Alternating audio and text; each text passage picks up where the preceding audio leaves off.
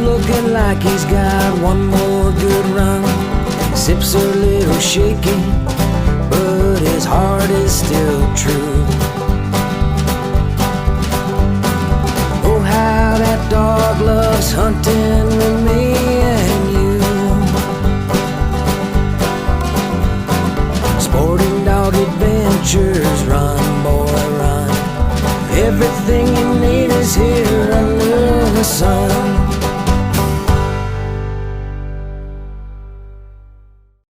Sporting Dog Adventures podcast is proudly brought to you by Soggy Acres Retrievers. My name's Jeff Fuller. I've been breeding dogs for over 20 years, and it is my passion. We love putting best friends in people's homes and selling them that dream of riding the truck next to you, running around the field on a hunt, or just being a best friend at your house. If you're looking for a high-quality Labrador Retriever puppy, please check our website out as www.soggyacres.com. Or you can call me at 262-215-9683 or email me sportingdogtv@gmail.com.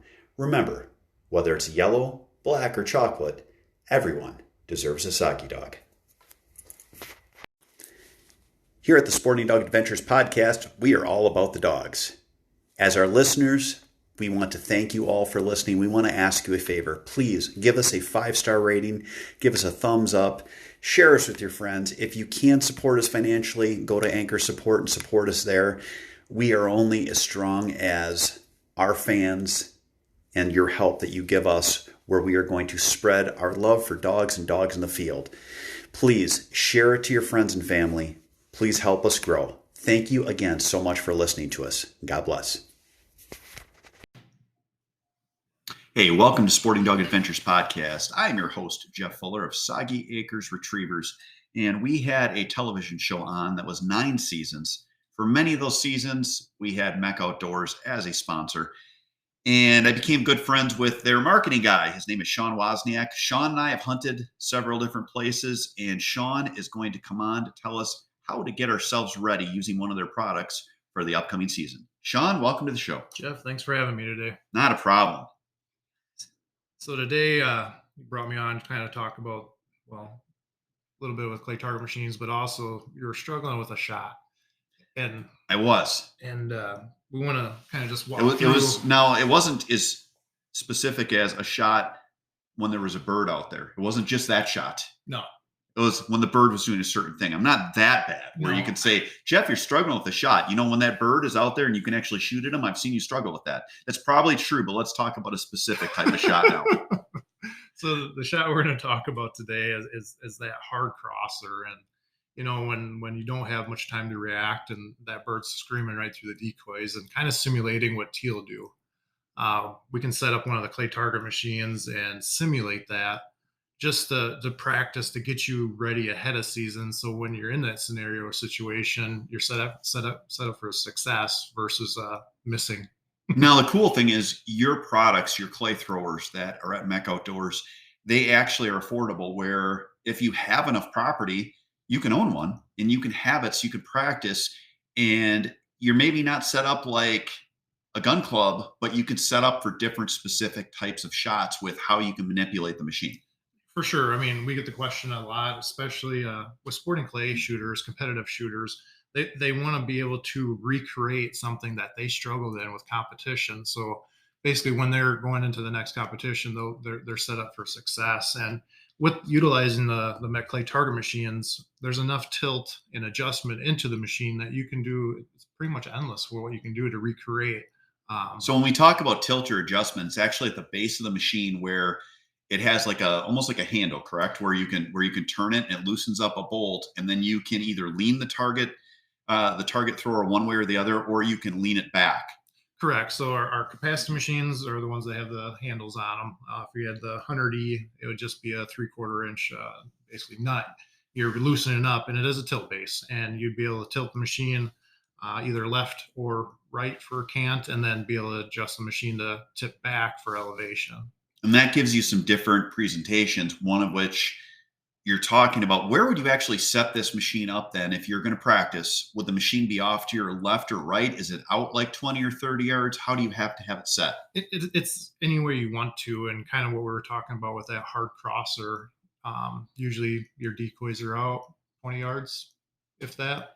And we would probably set the machine out at that distance and put it back off to the either left or right, because we're going to have to practice both directions. And basically sit like you're sitting in the blind. You'll know when the target's coming because you're going to call pull for it, and just have that target scream across the decoys, probably at 30 yards, and try to get in front and shoot the target and repeat it. So we've got two machines. Now we can set up crossers, and we can do some crazy stuff like you have where you're shooting at one and then you've got another one that you get to shoot at. At what point do you, I guess, set this stuff up? What do you suggest? Should someone, like I always tell my kids, I'm like, let's work on straightaway shots first, and let's get so that you're good at those. I still remember, do you remember when we were filming Clayton and we were trying to simulate like a bird coming into the decoys, like cupped and floating down? Yep. And I remember I had to go back in the house and get like a case of shells. You did. We ran out of shells filming, and you had to go get more because he just couldn't get that. So a lot of it comes down to, you want to make sure that you're able to, I guess, graduate to a certain level and get to that point, but also that you're still trying those, so that when you take them, you're taking a good ethical shot when you're in the field. No, for sure. Because even when you brought up that scenario, when we were filming for that portion of the show, we had the machine set up on the other side of the pond and basically doing an incomer, a high incomer, and it was simulating basically ducks dropping in between the trees. And Clayton was struggling. He still does struggle. He needs more practice. But that's something we gotta work on this year. We've got less work to do on the blinds this year, because we fixed them up pretty good last year, and I'm foreseeing that we're going to be doing a lot of practice shooting this year, whether it's shooting metallic or shooting shot shells. It's going to be a high volume shoot this year. No, it's good to hear. And it's the times that we joke in the blind, and sometimes I miss, sometimes, well, a lot of times you miss. Absolutely. So being able to recreate, well, what just happened, and try to practice that in the off season, and being able to utilize the machines and recreate it, just so you're ready for the next fall. Well, and it's cool too, because when you look at recreating stuff, whether it's a crosser or one that's coming in, it's a lot of stuff that you just take for granted that it's an easy shot. And one of the shots I struggle the most on is when the birds are like hanging over the decoys, dropping. For whatever reason, I'm shooting over them. I'm not taking into account that they're dropping. So it's nice when you can have those presentations and then realize, yeah, there's a lead when a bird's coming down too. You got to lead under them. Right. The bird's always moving, so you always need to be moving. And that's something I even struggle with as a shooter and hunter, is sometimes you just point and shoot, and you're not even in the area code. You need to be ahead. That bird's always moving. So being able to have that practice ahead of time just kind of gets you mentally prepared for the season. Yeah, absolutely. It's funny because we're going to talk about a memorable hunt here coming up, and I'm going to pick the hunt this time. Oh boy. And it is something that we did together and filmed in Pierre, South Dakota. Oh. And it was unique beyond unique, as far as the amount of work we had to put in for the hunt and time we had to put in and the difficulty of it. It was actually one of the slickest hunts I've ever been on. And I remember thinking I probably shouldn't even put it out, because I thought people were going to give us crap because of the location. So stay tuned to listen to that, because it was a funny story. It was really good. But back to the throwers. If someone wanted to get a thrower for their own property, what is the price range of that? Varying between our 100E series, which is our small club and backyard shooter, you're looking for our 100E tilt, just a little over $2,000. Plus, if you wanted to look at transporting machine, you'd have to get a T-cart, and then we offer different options for release systems. And what I mean by a release system is either a pull cord or a wireless transmitter receiver system. Yeah, I think I have cords, and I've got a foot pedal, and then we've got the where you push it with your hand too. Mm-hmm. So you actually have them where they're Bluetooth as well. Yeah, it's not Bluetooth, but it is a radio transmitter and receiver. So it's basically something similar to the size of your phone for the transmitter. What is the range on that? They are rated up to 200 yards in a clear setting. Oh, that's nice. So you literally can have it set up where if you had yourself or a couple of people and you wanted to all be basically on target to help each other and shoot the same shot, you don't have to be anywhere near the thrower. No, not at all. So that's just some of the nice capabilities of going wireless. Otherwise, with yours, I believe you have 100-foot pull cord, so that limits you to 100 feet away from the machine. So for the record, he's never offered me the fancy one, the radio wave remote. I'm not a mind reader, Dave. No, he just doesn't offer it to me. I think it's because Shawn likes to see me struggle so that he can have someone that misses more than he does. It is pure enjoyment. So, well, hey, stay tuned for the last part of our show where we'll talk to Shawn about a memorable hunt. Next, we're going to go into week 4 of our Gundog Training series where we tell you where we're at with the dogs we're working on and what you should work on with your dogs. We'll have all that and the hunt coming up after this.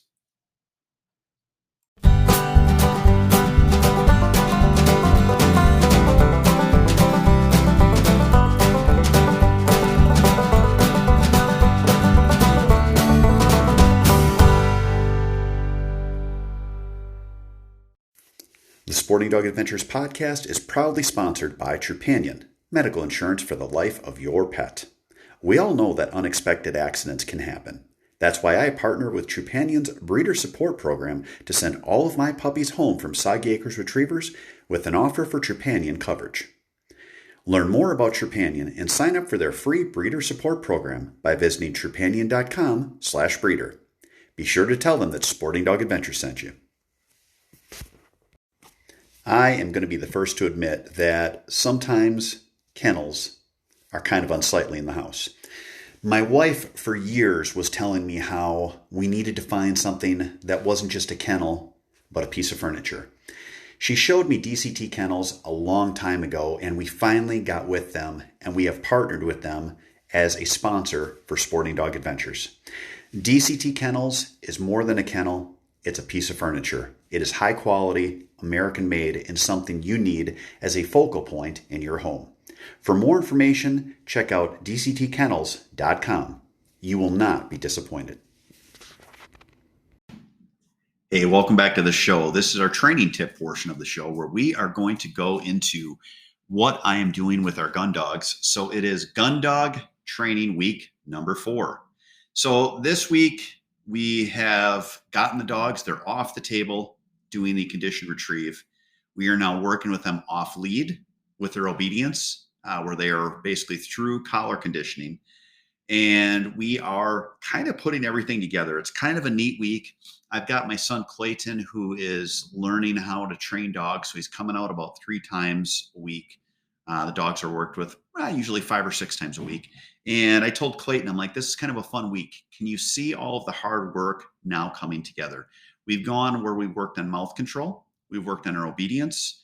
We've gotten the dogs so that they are listening and doing everything you want, which is, it's hard because it's basically all elbow grease stuff where you're working with the dogs.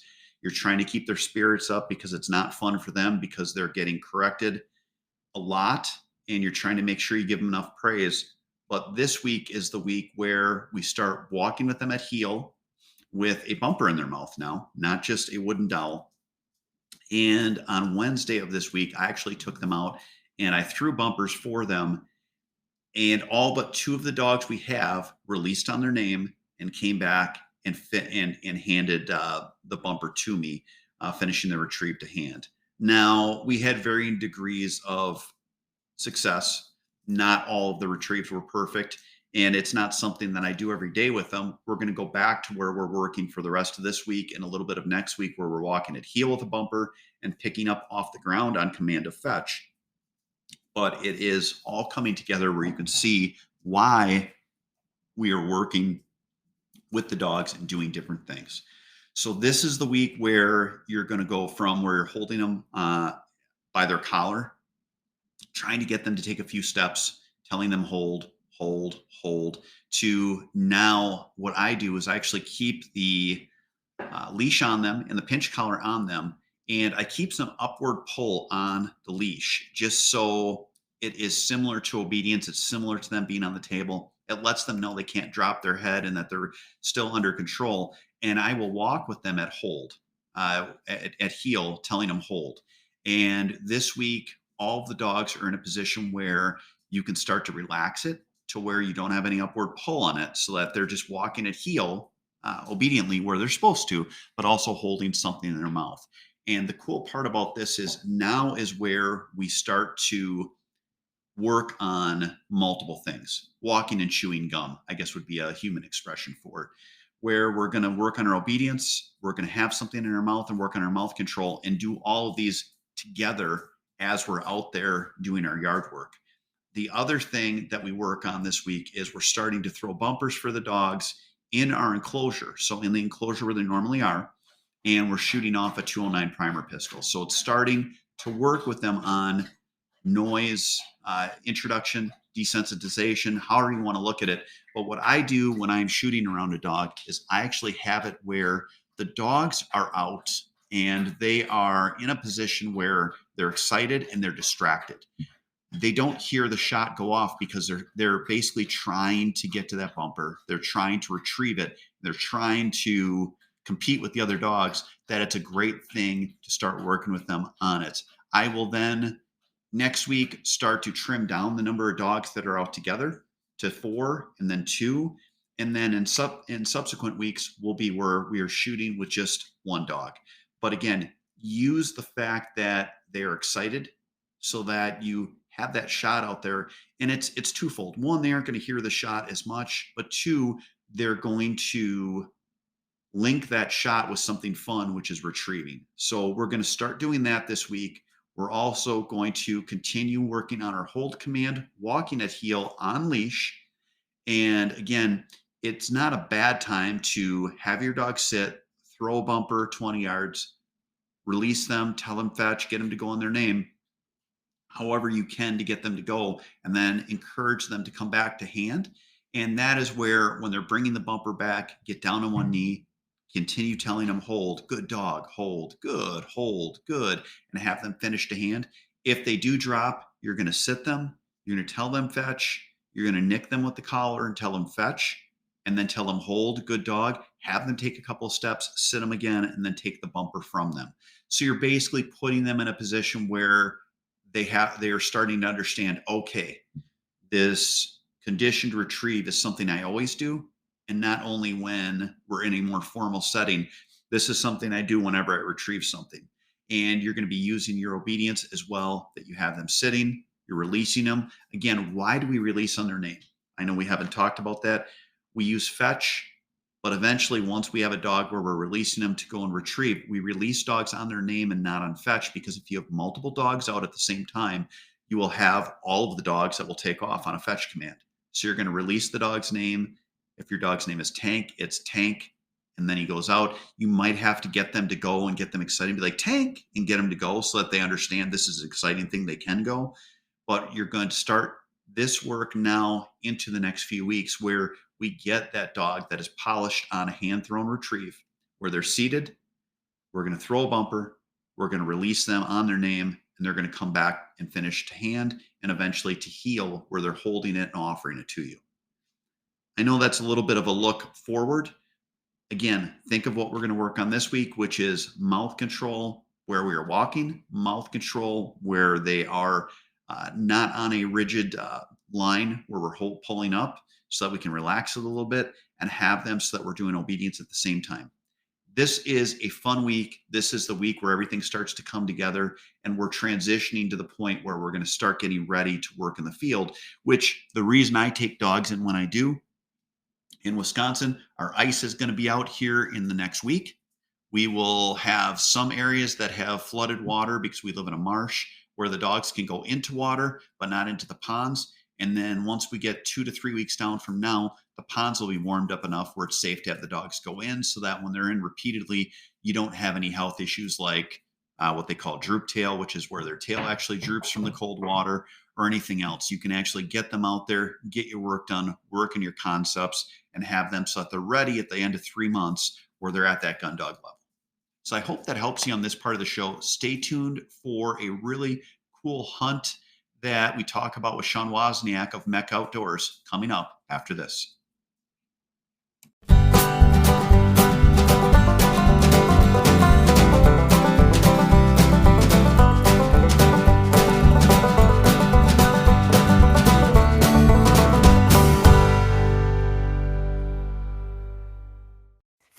For the last 10 years, I've bought all of my vehicles from the Boucher Automotive Group in Janesville. If you want to get a great Ram truck or a great Ford truck, my son actually bought a used Chevy truck from them. They have fair prices, they have a knowledgeable, honest staff, and they really stand behind their products. You can go on their websites, frankboucherchrysler.net or gordyboucherford.com, and find out the inventory they have. Again, I know everyone's saying that it's so hard to find a vehicle. We've bought 3 vehicles this year during a time that, quote unquote, you can't find them. They have what you need, and they're a great company to work with.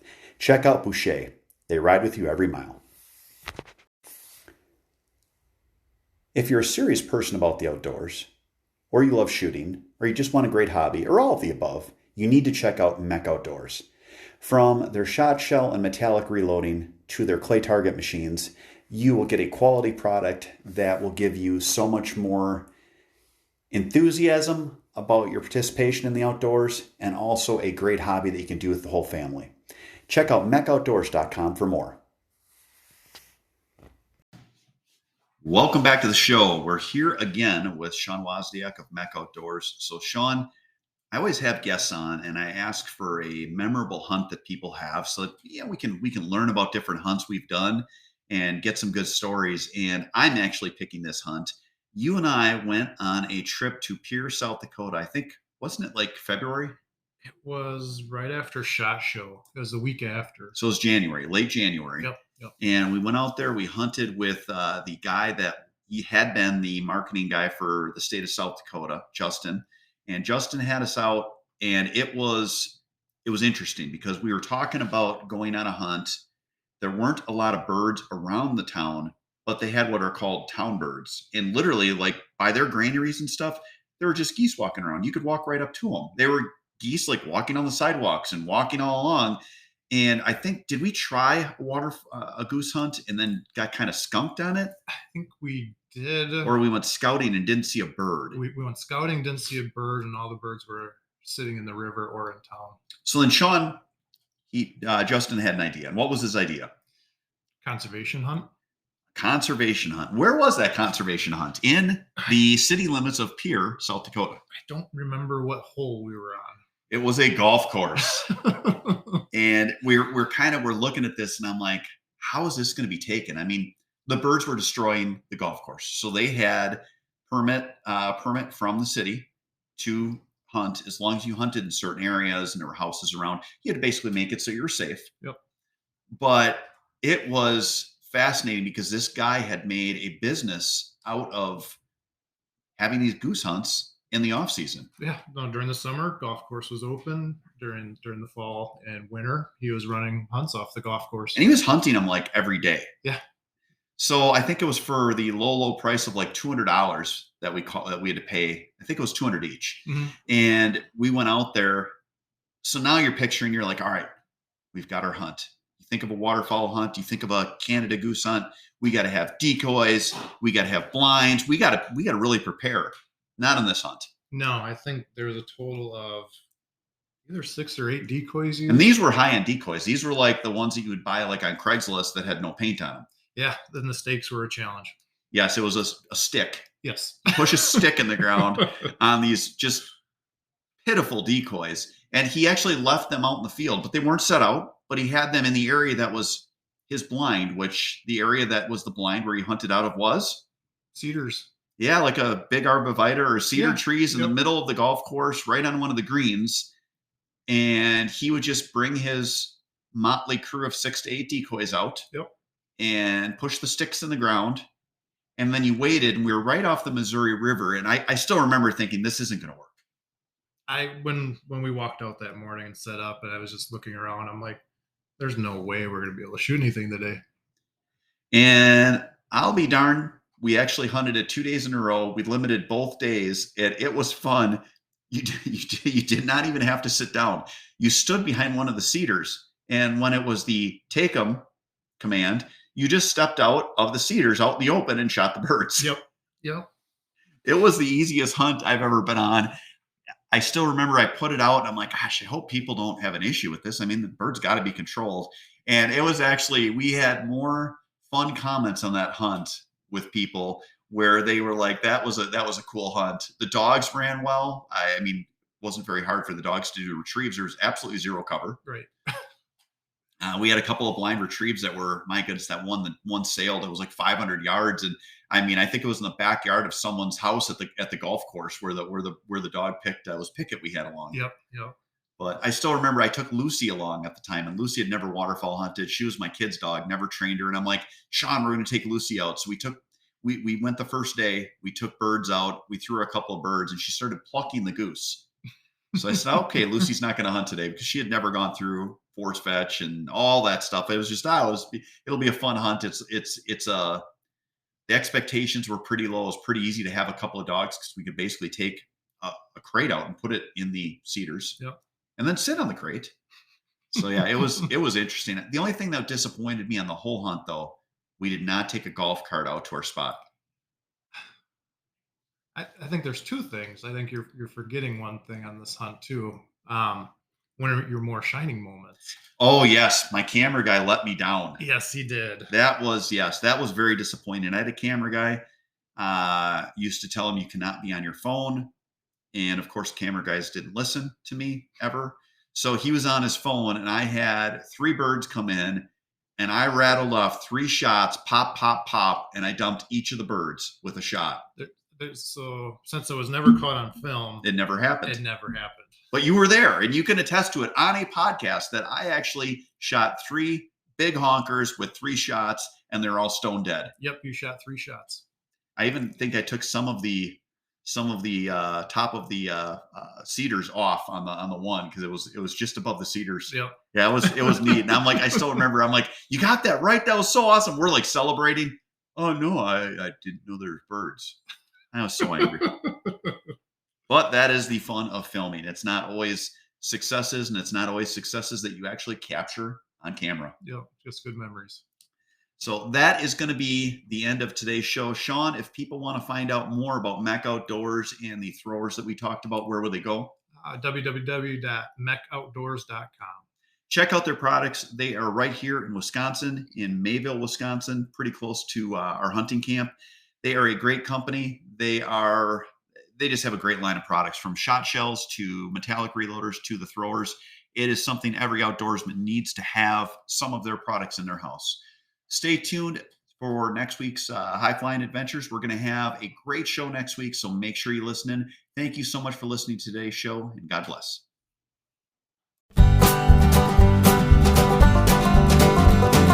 Sporting Dog Adventures.